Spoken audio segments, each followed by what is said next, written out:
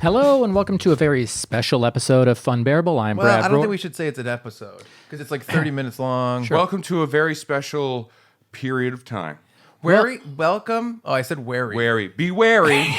Be wary of this little thing that we're doing. No, don't say be wary of this little thing. Here's what's going on. We are reposting our original story about a Thanksgiving mascot created by Funbearable called Gibby the Thanksgiving Ghoul. I take my name off of those forms. Well, you won't be able to within the next week. Take it off of the patent I hate to say this, but I mean, the listeners are going to find out. I think you've contributed more pages to the history of Gibby than anybody else. That is true, but those pages are...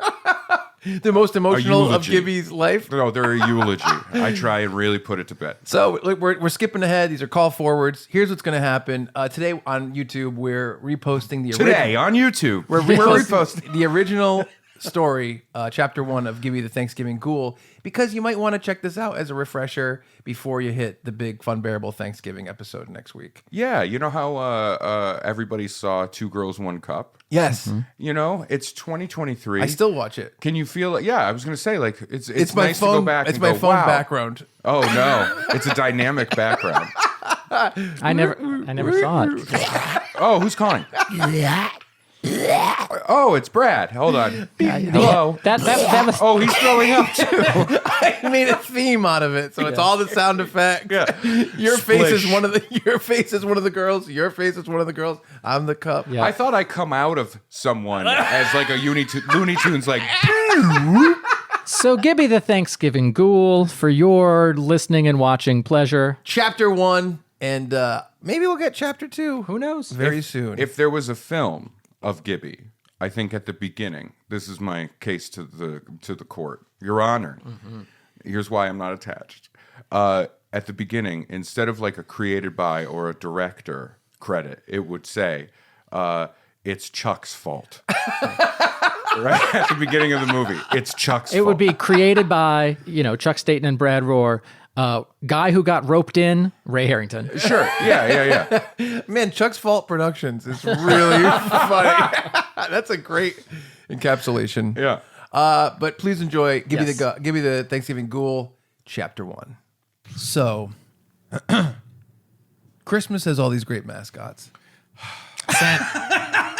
Santa Claus. I specifically said to you when The you baby said Don't Jesus. even talk. when you said, "Oh, we're gonna do a fun thing," I'm like, it's not that fucking Gibby Goblin or whatever the hell it is. It's not Gibby Goblin. I That know, was we a Chuck and talking Brad about- thing. That was a Chuck and Brad thing. That was a Chuck and Brad Chuck and Brad podcast thing. We thing. did This is Gibby the Funbearable. We did Gibby the Thanksgiving Goblin was an episode of the Chuck and Brad podcast that we did, and we're like, And that was a mascot for Thanksgiving. Right, we cannot so forgive reuse me it. for you saying we're This not going is- to tell you by what the it way- is, and then you go, Thanksgiving needs a mascot, and then you of all people raise your voice. This You is- never raise your this voice is- at me for this. How dare you? This is nothing like Gibby the Thanksgiving Thanksgiving Goblin. Goblin. I'm gonna fucking swipe all of this shit off of the table, including this fucking arrogant pilgrim. No, hold on. Listen, edit. Whoever's doing the edit right now, cut to this pilgrim's fucking face.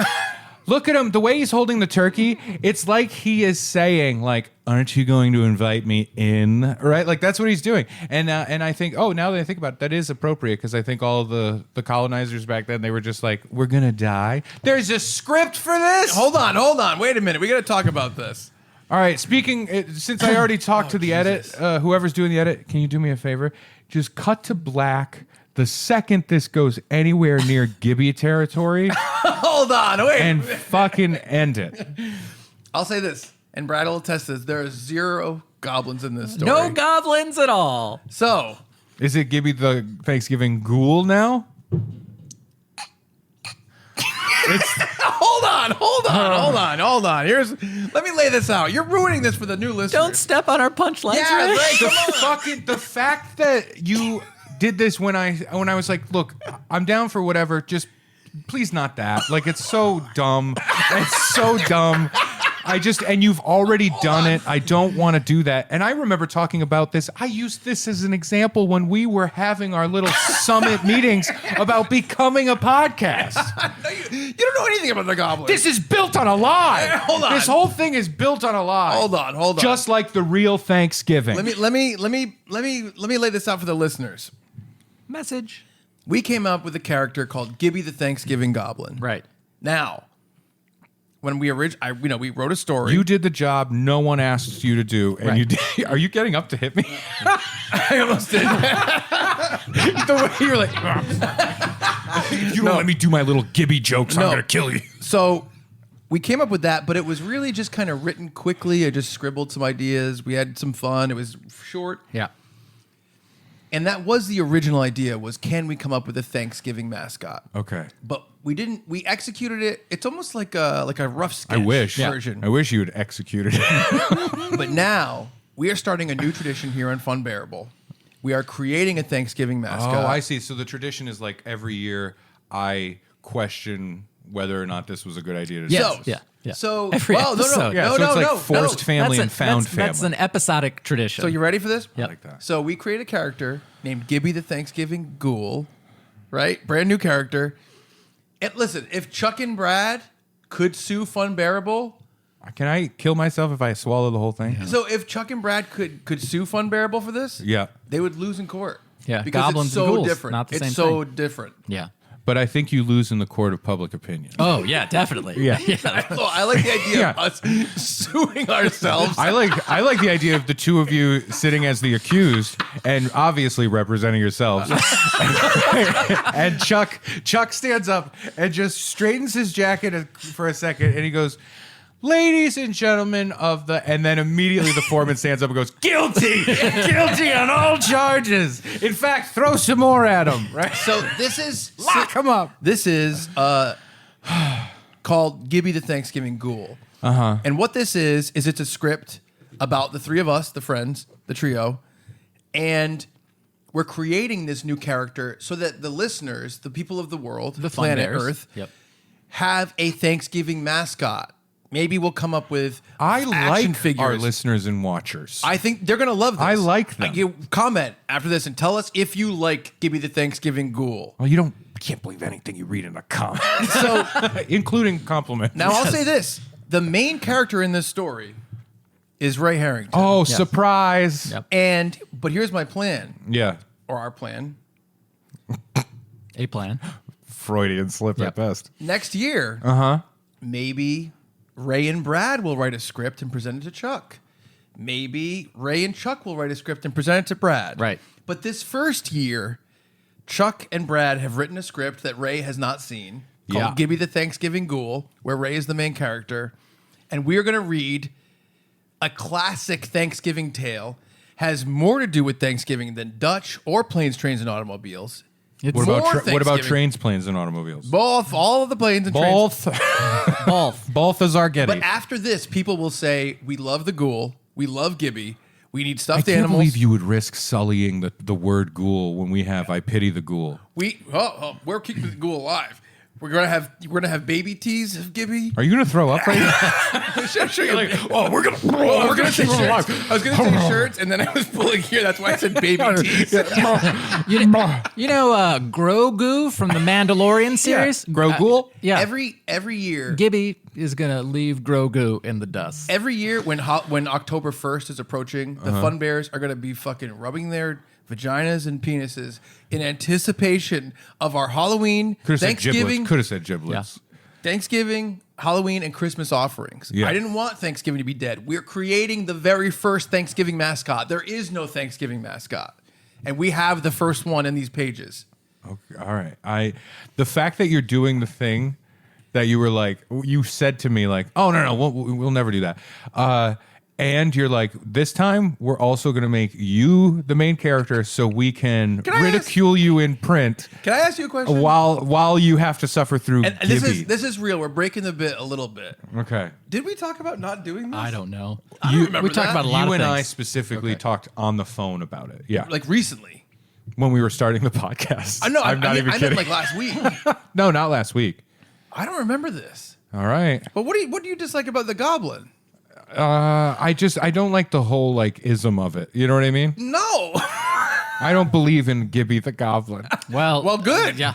Forget about the gob. Yeah. We got the ghoul. All right. The Gabagool? No, don't read ahead. Don't read ahead. No, I wouldn't dream of it. It's, Also, Brad printed this, and he chose to do it on both sides. Double-sided? I never would have chose that. I was using Staten's landscaping resources, and I care about local businesses. That is fair. That is fair. I would like to just say I will do this in the spirit of giving thanks. Yep. right. I'm thankful for this podcast. Me too. I'm thankful for you. I'm thankful for the other 2/3 of the podcast. Right. I'm thankful for our friendship, kinship, and professional working relationship. That's Thank how you I for saying feel. that before we start. this is- I also- because Oh, I know. when we're done, Yeah. I would love Hold on. I'm also thankful for the listeners. for you. You, not you. You. Yes. I You. would like a confirmation from you in the spirit of Thanksgiving that this will become our every year Thanksgiving thing forever and ever. it just seems like we Amen. should get through it first. Yeah. Oh, okay. Yeah. I'm thankful for Ray's forgiveness, like his forgiving attitude. It's not called Forgivesgiving. Oh boy. Now I'm gonna. Can I say this? We do this kind of stuff once in a while on the podcast. We've done pitch Yeah, we doctors. just together. did it for Halloween. We did. Yeah, we do stuff like Yeah, this. and we're probably going to do it for Christmas. But I will say this, a lot of scripted. and Brad can speak to this. I think that the ideas here and how we did it, it's like suspiciously high quality. It surprised me. Okay. Yeah. Did you have a ghostwriter? No, we didn't. Okay. We had a ghoul writer. Why does this say Michael Shea on the top? But So so in this, Ray is going to play Ray. I'm going to play Chuck. Brad is going to play Brad. And Brad's also going to serve as the narrator. Right. And you should probably voice. you had to narrate a lot already. Right. For the Halloween there's one. not a ton of Brad lines in this. Oh, okay. So- All This right. is mostly a story. That's that lesser known song. I'll say this. There was Brad. blurred lines and then there's Brad lines. Yeah, that was my Weird Al It's version. you dancing in front of a white wall. Yeah. I'll say No this. women. This Only story- child. A lot of blurs. Yeah. This story, I want to make it clear, this did not happen. This is fiction, but it is a good representation of our relationship and how much we love each other. Oh, so like Gibby's like very demanding of attention, a lot of No, that you're kind of in stuff. this too. You're not Gibby. All right. Here we go. Are you ready? So is Thanksgiving about ruining friendships? This is Gibby the Thanksgiving Ghoul, the very first Thanksgiving mascot, created by Funbearable, copyright Ray Harrington. I love it. Chapter 1 is here. Do we have like little toy piano dinky dink music no to kind of lead us in? Maybe I would love it. Whoever's editing this, Kyle, Craig. You know what? I always have to get the music. I'm gonna be the guy being like, "Where's that little toy piano song that really fits Gibby?" Yeah. You know what? If you want to come up with a motif for Gibby, that'd be killer. All right. I mean, okay. Just the Dark Knight. So we're gonna have fun. This is Gibby the Thanksgiving Ghoul, and if you need to pause what you gib that defines you. if you need to pause this Ghoul. to comment on it, Yeah. that's totally okay. All right. This is a long How do I one. eject it? This is a long one. Yeah. But I think it's going to be a good one. I think the fans of the Funbearable, after this episode comes There'll out, be less of them. they're gonna say that's my favorite episode of Funbearable. If that, oh god, But you don't know about this yet. I don't. I But think I it's know possible. what Gibby was. Yeah. No, you don't. What do you think about Gib? This is Gib 2.0, I guess. No, it's not similar. I will say this: Gibby the Thanksgiving Goblin. They're totally They're different. not similar. Gibby didn't even talk. Okay. All right. Gibby. Here we Brand go. new Thanksgiving mascot, Gibby the Thanksgiving Ghoul, Chapter 1. Here we are. It's Monday, November 14th, a brisk fall afternoon in Rhode Island. The trio, Chuck, Ray, and Brad, are walking through the streets of an idyllic New England town, Chuck's hometown of Warren. Brad is drinking his favorite seasonal drink, water from a reusable bottle. Chuck is drinking a coffee from a local retailer, and Ray is drinking corporate coffee in a styrofoam cup. I'm the only one that makes my own goddamn coffee. One might wonder, what's the difference between Starbucks and Walmart in terms of damaging local businesses? The answer is there is none, and Ray is well aware. Ray happily sips his brew and smiles, thinking of all the shuttered coffee shops around the country. Cooper's Cask Coffee is a local Rhode Island coffee roaster that makes amazing coffee beans. I teamed up with them for Ray Harrington Must content because I believe in supporting a local coffee business. We have to- Cooper's CaskCoffeeCo.com. We have to keep going. He is happy to contribute his hard-earned money to multi-billion-dollar companies. He snickers thinking about former coffee shop owners starving and dying in the streets. Anyway, Thanksgiving is almost here. Orange, yellow, brown, and red leaves fall from the picturesque trees. Chuck, Brad, and Ray crunch their way through a perfect autumn afternoon. They just ate lunch. Wow, this is so nice. That lunch at Water Dog was incredible. My mouth is full of flavors. Yeah, Water Dog is great, and a relatively new restaurant here on the scene in my hometown of Warren, Rhode Island. I love it here. Brad lives here too. I do. Brad did not express much enthusiasm. Not for the leaves, not for the stroll, and not for the season. Thank God my taste and smell are back. COVID was rough. Oh yeah, what happened? I did a gig at the very real local venue called The Whites of Westport, one of my favorite places to perform. I have performed there. It's not one of my favorite places. I love the name The Whites of Westport. Oh yeah, Crazy. yeah. I have a stand-up bit, or not bit, but like a little riffy moment that happened. That's going to come out on social media about The Whites of Westport. Perfect. Good. Got to keep everything together, dynamic stuff like that. It was a rough couple of weeks. I'm okay, but I could barely function for a while. Today is my first day out of the house. Thanks for that care package, Chuck. I can't believe you sent me the game Dying Light 2. Did you play it immediately and enjoy it? I did. It was the best game I ever played. You're a genius. Chuck humbly waved him off. Chuck didn't need these type of compliments. He wrote. He was totally secure in who he was and didn't rely on compliments or attention or sex to make him feel okay about himself. Isn't it so fun to imagine how things could be when you're creating fiction? There we go. Yeah. So, Chuck, what's that coffee you have there? This is a pumpkin vanilla iced latte from the Coffee Depot on Main Street. Take a sip, Ray. Ray takes a gluttonous chug. Gluttonous Chug was his nickname in college, and now we know why. Wow. Following his decadent slurp, Ray wipes his wet, dirty mouth with his sleeve, something his wife has urged him to stop doing. He feels a sneeze coming on, so he opens his shirt and sneezes all over his tits. That was delectable. How many locations does Coffee Depot have? This is going against my Coffee Depot have worldwide.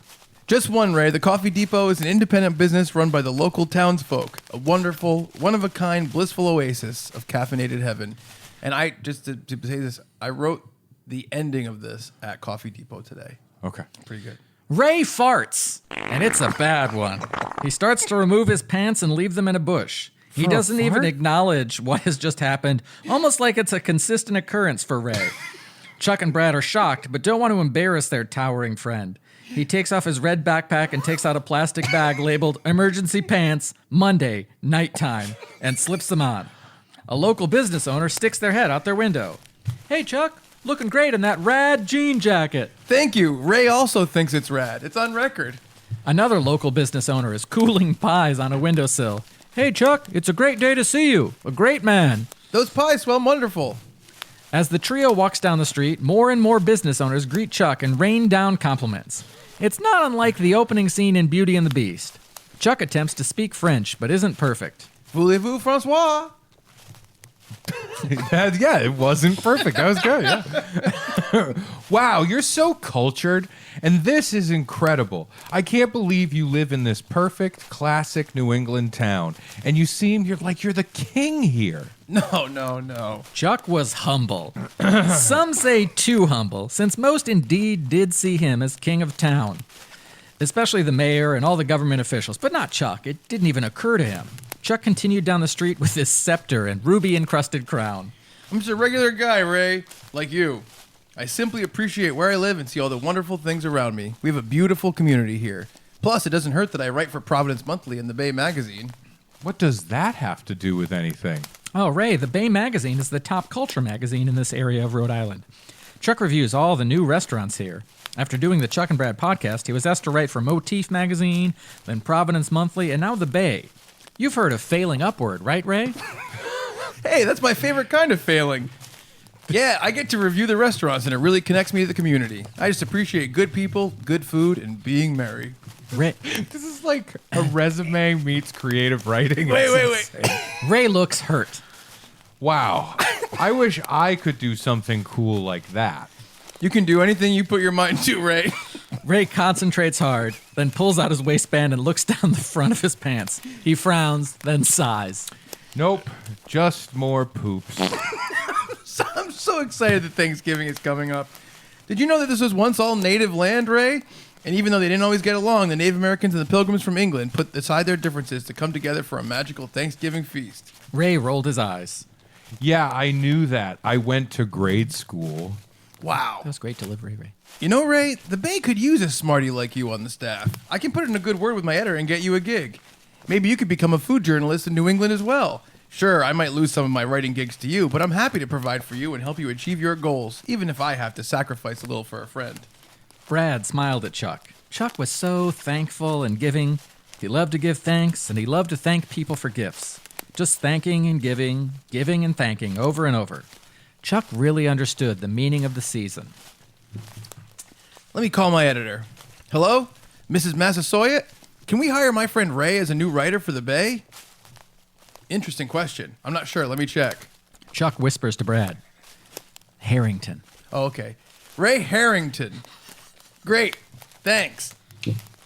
You're in, baby. Wow, that's great. Ray leapt in the air with joy. He jumped as hard and as high as he could. It was as high as he ever jumped in his entire life. So high, actually, that his feet almost completely left the ground. Brad smiled upon the two friends. He thought about how delightful it was to see two separate types of peoples come together. Ray was excited for his first assignment. He jumped in his Ford Nina and drove home. The crisp autumn air slowly grew cold as day turned to night. The turkeys in the distance howled. The turkeys in the trees chirped. And the turkeys in the walls ate their cheese and squealed as they got caught in turkey traps. Morning broke, and Ray immediately grabbed his phone. He had his wife Kalina unlock it with her secret passcode because if she doesn't lock it, Ray will go on the dark web and order hookers and cocaine. Ray took the phone back. He quickly ordered a hooker and some cocaine, and then immediately checked his email. Wow, my first writing gig. Ray was sent to a new restaurant called Holland. It was right off Main Street in Warren. He went that night and ate a meal fit for a king, but fed to a Ray. Ray reveled in the spoils. Ray came to Chuck's house for help with the article. He parked his Ford Pinta in the driveway. Wow, Chuck, writing this article is a little daunting. Can you help me? Any advice? Sure, Ray. First note I have. You're holding your crayon upside down. I knew that. It was on purpose. That's how I always hold them. They work better that way. Ray slapped the entire box of crayons off the desk in a fit of rage. Then he set his own trapper keeper on fire. Chuck knew he was in for a long night, but he was happy to help out a fellow human being. Hours passed. We hear the hooting of a wise old turkey in a nearby tree. Several turkeys steal some discarded pizza from some toppled trash cans as they hiss at each other. A turkey flies by the moon. Ray was nearing the end of his article. In conclusion, I like to munch and bite. The end. Wow, Chuck, we did it. No, you did it, Ray. You wrote your first article. I just helped a little. This is so demeaning. This is so demeaning. And we did the one for Brad, but like this feels more demeaning. I don't think it is. By the way, you haven't even gotten to this. All right. I wrote the joke where he didn't know your last name, and I was like, "This is a good joke." That is a good joke. I like it. I think that's my contribution so far. Chuck and Ray walked to the door. Ray turned towards Chuck. You know, Chuck, when I started this journey, I knew it would be fruitful. Coming to a new land, the land of journalism, is a long, hard sea of difficult ups and downs, as well as unforeseen obstacles. But now that I'm in this new land of journalism, it's so fortuitous to have a native guide who already thrives in this land of journalism. And the fact that you are welcoming me to your land of journalism really shows the type of person you are. Without a native guide like you in this new land of journalism, who knows? I might have starved or died from tuberculosis. That would have been like hundreds of years later. I figuratively, of course. I know exactly what you mean. Just because I was already in this land doesn't mean I can't welcome new peoples to share my land. I'm happy to help you, Ray. If this is historically accurate, I think I'm gonna hurt you. Oh, and Chuck, one last thing. I want to credit you in the article as helping me. I know your name is Chuck Staten, but what's your full name? Everyone knows that a true journalist can't be credited without his middle name. Squanto. Chuck Squanto Staten. Rolls off the tongue. Ray and Chuck left each other, tired and hungry after so many ham-fisted metaphors. Chuck heated up some maize for dinner as Ray went home and crunched on hardtack. A few days later, Ray's article came out. Now, Chuck may have helped with the article, but Ray came up with the title all on his own. New food place is tasty. Over the next few days, Ray was shocked at how much acclaim he was getting for his first ever journalistic endeavor. Ray called Brad enthusiastically that Wednesday morning. Brad, are you listening to me? 7 likes and 3 comments. Sure, a few of them are my wife, my mom, my son, myself, and my other fake accounts, but holy turkeys, this is going so much better than expected. I feel like the king of this new world of journalism. It's mine for the taking. Brad sadly hung up the phone. From how it sounded, Ray didn't sound thankful, nor was he giving. The lack of those 2 adjectives bothered Brad. Giving is more of a participle in this case, but I digest. Brad sighed slowly and walked into his basement. He didn't think it would come to this. Ray walked around his house with a large black cowboy hat he found in a dumpster. Yee-haw! I'm the sheriff of this new land. Ray had his own makeshift sheriff badge that he made from paper clips and a bottle cap. His lips and cheeks were covered in SpaghettiO sauce, and he smiled his signature captivating toothy grin, proud of his new article. Ray's head was larger than most. It was roughly the shape of a deflated beach ball. The cowboy hat only fit Ray because he had forced it on, which had caused it to tear, and the tear was getting worse. Ray grabbed one of those weird mop handles with a stuffed animal head on it, slapped his own ass, and jumped around his living room. The house shook uncontrollably. Turkeys around the neighborhood cowered in fear. At some point, Ray's violent head shaking and bouncing caused his black cowboy hat to tear in half completely, and it fell to the ground. Ray picked it up. So you just do like a lazy fat joke? Nope. No fat joke. The house shook That's not because about I was that. jumping around? It would shake if we hadn't jumped around. All right. Oh, piss. He looked at the 2 halves of his hat and wondered what to do. Suddenly, an idea struck him. Ray quickly ripped off his belt and tied it around the black hat. His belt buckle fit nicely, front and center. He popped that baby back on his coconut and started hopping and bopping again, celebrating his win and frightening his family. Back in Warren, Chuck was making a new coat rack out of a buffalo jawbone. And that's the last part. Phew, nothing wasted. Chuck's phone beeped and squeaked. He had fashioned it out of a buffalo penis. Chuck touched the phone gently to his lips. Hello? Yes, this is Chuck Squanto Staten. Wow. Really? Why, yes, I'd love to. I have to make sure I'm not filming that day in New York with my celebrity friends. It could be any of them. Mark Norman, Joe List, Kevin Smith, Mike Birbiglia, Drew Barrymore, Quinn from Practical Jokers. I'll have to check with all of them to make sure I can do it. But I have a request. If I can't review this new restaurant, can my friend Ray Harrington be my understudy? I know he's new and there's no such thing as an understudy for journalists, but I'd like to help him in this new world. The new world of writing. It's a metaphor. Chuck hung up his phone and connected to his Bluetooth headset, which he had made out of buffalo testicles. He tenderly cupped them into his ears and called Ray. Hello, Ray Harrington, king of the new land. Hey Ray, this is Chuck. How are you feeling after your first article? Chuck, I'm feeling great. You know, at first I was a little hesitant about being in this new space, but now I'm feeling very comfortable and like I deserve to be here. I'm glad you're happy, Ray. Just wanted to let you know. I just got a call to review the hottest restaurant in town, Plymouth Rock. Wow, that place is supposed to be amazing. I mean, a little smaller than I expected, but important nonetheless. Damn, I wish I was reviewing it. Interesting you mentioned that. I actually told them that if for any reason I can't do the article, I want them to get you to do it. I want the best for you, and I want you to thrive in this new journey. But for now, I gotta go. Chuck hung up his phone and plugged in his phone charger, which was made from a buffalo clitoris. Ray lowered the phone to his side. I'm amazed he found it to carve it. That's the least realistic part of this story. He asked somebody else. No, I knew. Damn. I want to go to Plymouth Rock. I don't care if Chuck has been in this world first, or if he's already learned how to thrive here, or if he's helped me. I deserve that article, not Chuck. I'm me, Ray. I'm so much more civilized than Chuck. His beliefs and principles are archaic to me. He dresses so differently than me. He has different ways of living, and he wears those weird cloth shoes. What are they called? Oh, yeah, high tops? Ray paced around his office. He played with his blocks for a little. He had his bottle and a nap. But he was still mad that he wasn't the one getting to do this new article. Man, I'm Chuck's writing understudy, but that means nothing if Chuck is physically able to write the article. I wish Chuck was out of commission. Then this new land would be mine for the taking. The land of local Rhode Island journalism, I mean. I'd be perfect. It would be perfect if he had the plague, or rubella, or... Ray's eyes widened. He smiled that evil, toothy grin of his.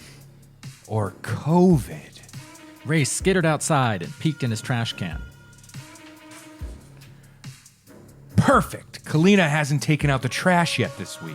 Ray grabbed a nearby broom from when Kalina last swept. What the heck is this thing? No matter, I can use this to get the COVID blanket without recontaminating myself. This is not how COVID works. This is not how Be careful. Be careful out there. Do your research. We're just asking questions. Ray futilely tried to get the blanket from a few feet away, but couldn't quite fish it out. Piss. I'll have to use... Now that's the tradition I can get behind. The fact that we use piss all the time, delightful. That should be our thing, right? Yeah, for piss. sure. We're adding it. Piss. I'll have to use something else. Ray scampered back inside and spotted a vacuum from when Kalina last fed Ray his morning Cheerios. on the reverse setting, right? Perfect. My sex robot will help me again. Ray grabbed the vacuum and turned it on. He used the hose to suck the COVID blanket into the vacuum. Yes, score. Now I just have to get this blanket to Chuck, and Plymouth Rock will be mine in no time. A being hovered by a nearby mailbox, watching Ray's every move. The next day, Ray drove his Ford Santa Maria to Chuck's house and dashed inside. Hey, buddy. You know how you like gifts? I love giving gifts. Yes, it's a way of my people. But receiving them is pretty cool, right? I don't know. Seeing the joy in a friend's eyes is a true blessing in me soul. Wow, you're so wrong. Getting gifts is way better. The way I look at it, if someone gets me a gift, they get the gift of giving me a gift. Then they get to tell people, I gave Ray Harrington a gift. And that is its own gift. A shadowy figure looked in through the window at Ray and Ray's ruse, disappointed. Anyway, I got you a thing. You know how you're always saying how cold you are? Ray puts on a gas mask and takes a package out of a hermetically sealed case. Using 6-foot-long tongs, he passes the gift to Chuck before taking off the gas mask so he doesn't have to do an allegedly funny gas mask voice and say, Luke, I am your father. I got you this blanket with a picture of your favorite celebrity on it. You! It's your own face on the blanket. 5 feet by 7 feet with your gap tooth included, which takes up roughly 2.5 feet. The guy at the blanket store told me it's their #1 seller. Wow, thank you. The only time I see my head this big is when I look in the mirror. Chuck giggles. He's self-deprecating and likes to poke fun at himself. This shows that he truly is a good guy. He doesn't even realize how amazing he is. It's scratch and sniff too, buddy. So, make sure you take a big whiff of the fabric. Just get your nose down deep and sniff whatever's there. Anything and everything. Just take it all in. That's weird. It smells like germs, but it also kind of smells like a hoax. No hoax here. Just a warm, fuzzy blanket to keep you ready for your big review tomorrow. I can't wait. By the way, just want to let you know, it is going to snow tomorrow, so if I can't go to the restaurant, make sure you're prepared to get there through the snow. Shut up, you dumb twat. Go cuddle your infected blanket. Give me a call tomorrow when you're nearly dead. Wait, what was that, old friend? I said, nut up, you kumquat. Befuddle an insect and spank it. Give me a call tomorrow about your yearly bread. Oh, well, I am making my famous pumpkin seed loaf in the morning, and I can only make it once every fall harvest. And I do have to confuse the fruit flies and then swat at them to get them away from the old pumpkins out back. Thanks for remembering. Phew, that was close. What was that? I said P.U. I smell gross. Now I get it. That's also accurate. Bye, Ray. I think every other line you can do, whatever. Just that one made me look dumb. All right. Now we play the waiting game. As Ray made his way back to his house, the oddly shaped figure that had been following him started slowly lumbering towards Chuck's front door as the scene fades to black. Suddenly, it's morning. A turkey caws in the distance. Chuck called Ray. I don't feel so good, Mr. Ray. I don't think I can review that restaurant today. Oh, that's too bad, buddy. I guess I'll claim Plymouth Rock all for myself. Well, that's not how my people view things, Ray. My people, meaning food journalists, we believe that you're simply contributing to this world and coexisting with your other writers. Oh, suck shit. Ray hung up the phone, gave a few spins to his speak and spell. The turkey, as always, said moo. Then Ray jumped in his Chevy Mayflower to start his trek to Plymouth Rock. Ray didn't notice that someone, or something, was laying down in the back. Ray didn't notice the gravy spilling out from under his front seat. Ray didn't notice that was cranberry sauce streaked on the outside of his vehicle. But soon enough, he would wish he had. He started driving through the snow. His vehicle was slipping and sliding all over the place. And Ray was hungry. God, I'm starving. I can't wait to get to bountiful Plymouth Rock. Maybe I should have planned better. This snow is becoming a real problem. It's getting deeper and deeper, and it's becoming harder to drive. But I'll be okay. I'm Ray. Divine intervention will keep someone like me safe. The hours passed. The snow fell harder and harder and harder. Ray was originally going 60 miles an hour, then 45, then 30, then 20, and now he was down to 10 miles an hour. We had a long way to go. God, this is getting tough. Maybe Chuck was right. I should have prepared for it. Maybe I should have listened to someone who's used to this life. Ray thought for a second. Nah, I'll be fine. I'll manifest my own destiny. From the back seat, suddenly, Ray heard a moan. Read it. I'm supposed to moan thanksgivingly. Gobble, gobble.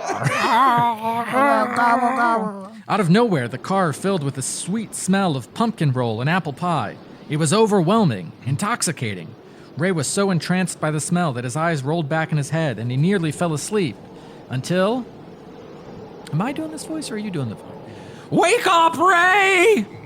It says Not in a ghoulish voice. Wake up, Ray! Is that better? Well, you're establishing the voice that you're going to have to consistently do. So I would keep that in mind. Right. Well, I didn't. I was like, oh, I'll talk with Chuck about this ghoulish voice. Ghouls don't yell. All right. Wake up, Ray! Sure. All right. Ghoulish. Whoa! What the hell? Who are you? My name is Gibby. Gibby the Thanksgiving Ghoul. Gibby was a ghoul through and through. Since a ghoul is technically a catch-all for other monsters, Gibby had an element of each of those monsters. The claws of a wolfman, the hat of a witch, the neck bolts of a Frankenstein, the white wraps of a mummy wrapped around his body, the pointy ears and haircut of a Dracula, and most obviously, the decomposing body of a zombie.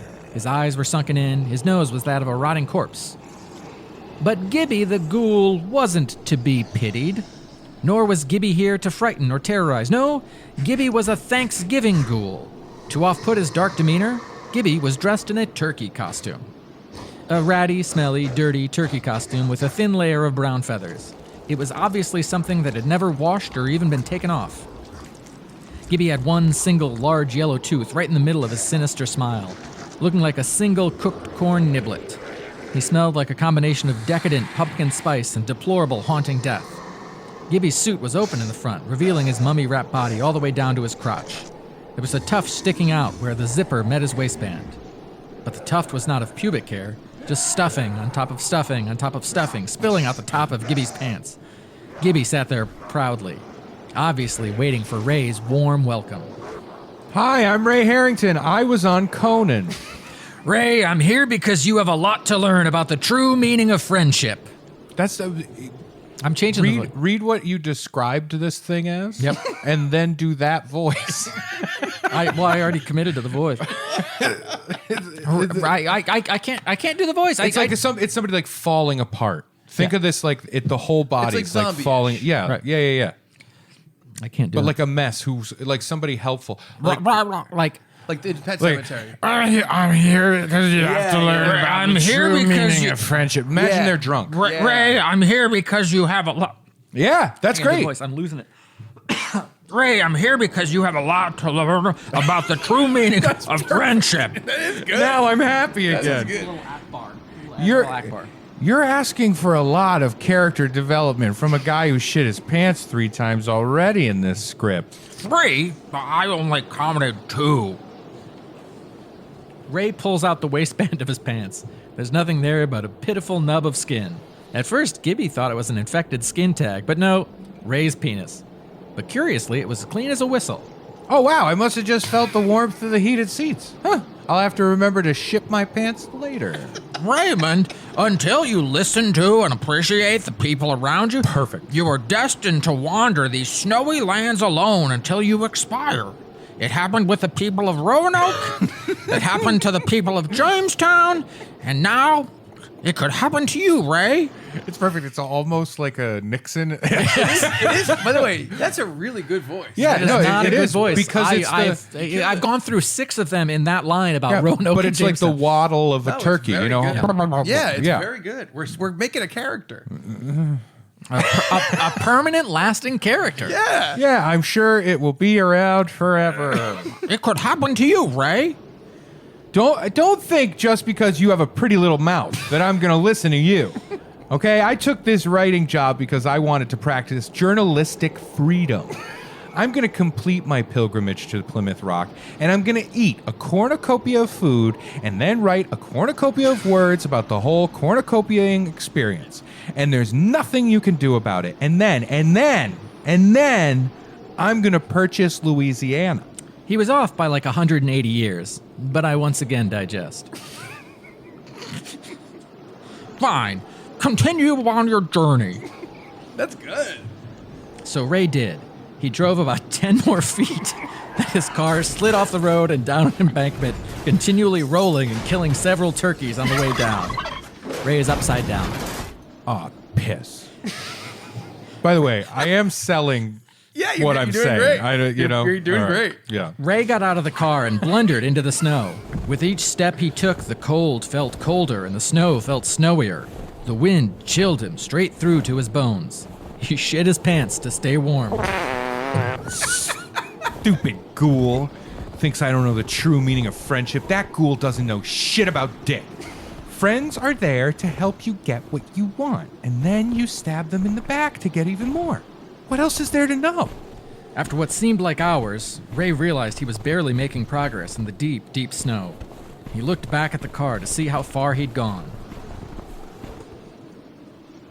Gibby waved back at him from the windshield, a mere 7 feet away. Ray rolled his eyes and returned to the car to get some shelter from the elements. Damn it. What the hell am I gonna do? They might fire me if I don't get there. Maybe you need to understand what you have and appreciate those who helped you out. I'm just gonna add that. What? Roll down the window. I can't hear you.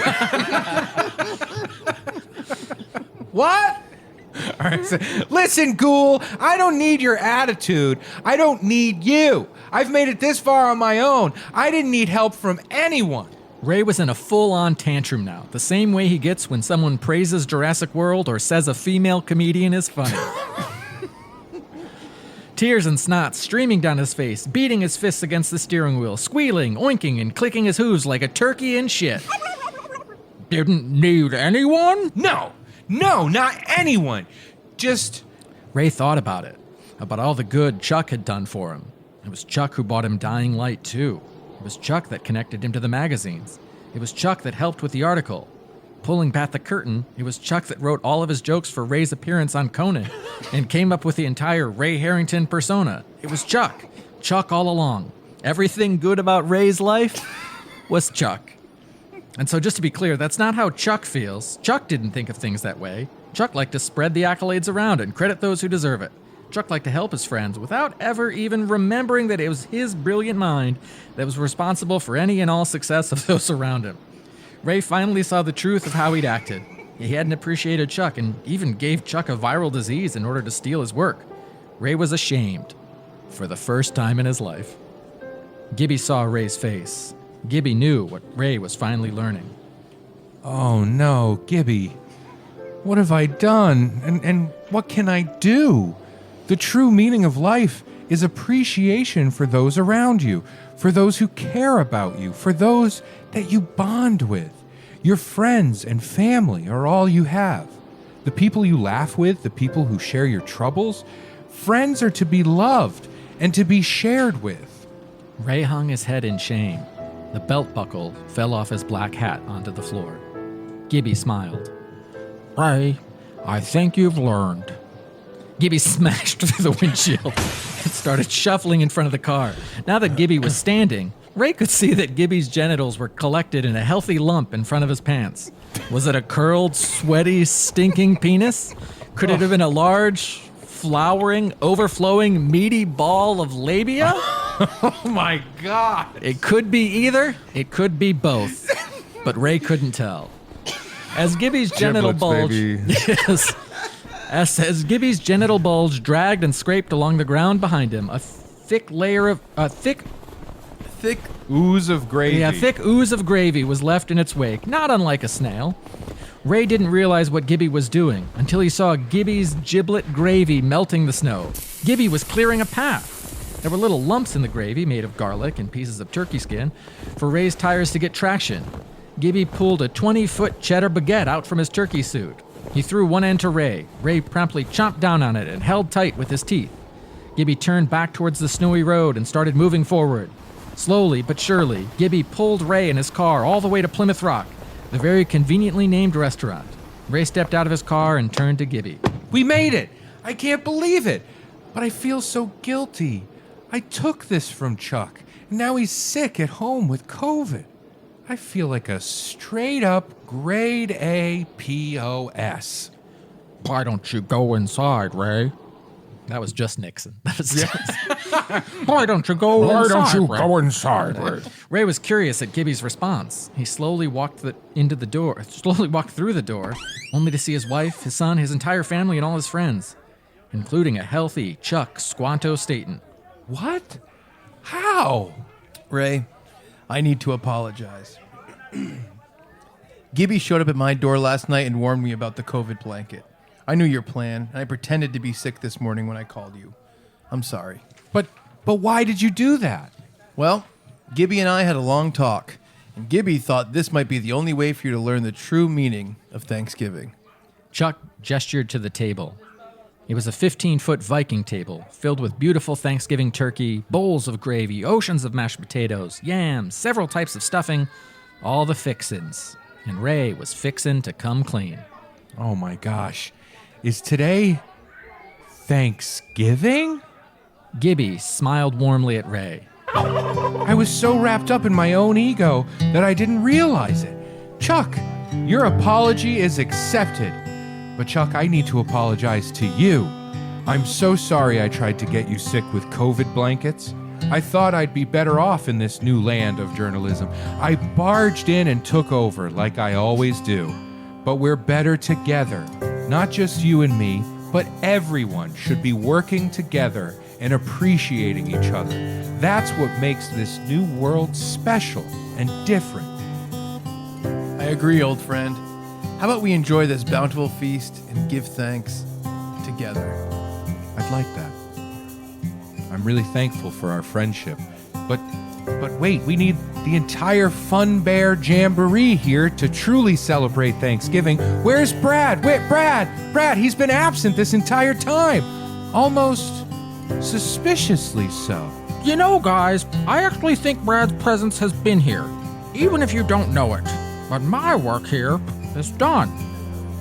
Just then, a casket popped out of the ground in a puff of cranberry smoke with the silhouette of a turkey on the front.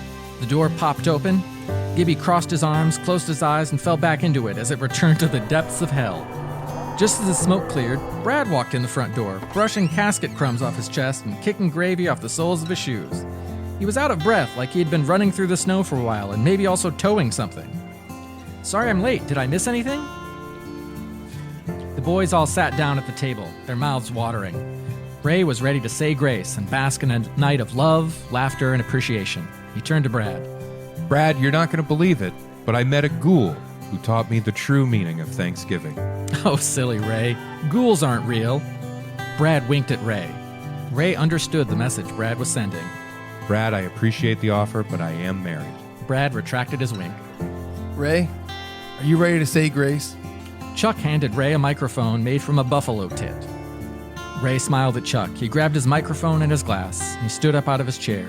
The entire restaurant, as well as Ray, Chuck, and Brad's families, all turned to Ray to hear what this master wordsmith had to say. Ray smiled that haunting, beautiful, garish, toothy grin and opened his mouth. I shit my pants again. The end. That is the script you wrote. There's metaphor, certainly there's The mystery, script you wrote. social commentary. Yeah. What'd you think? I feel bad about myself.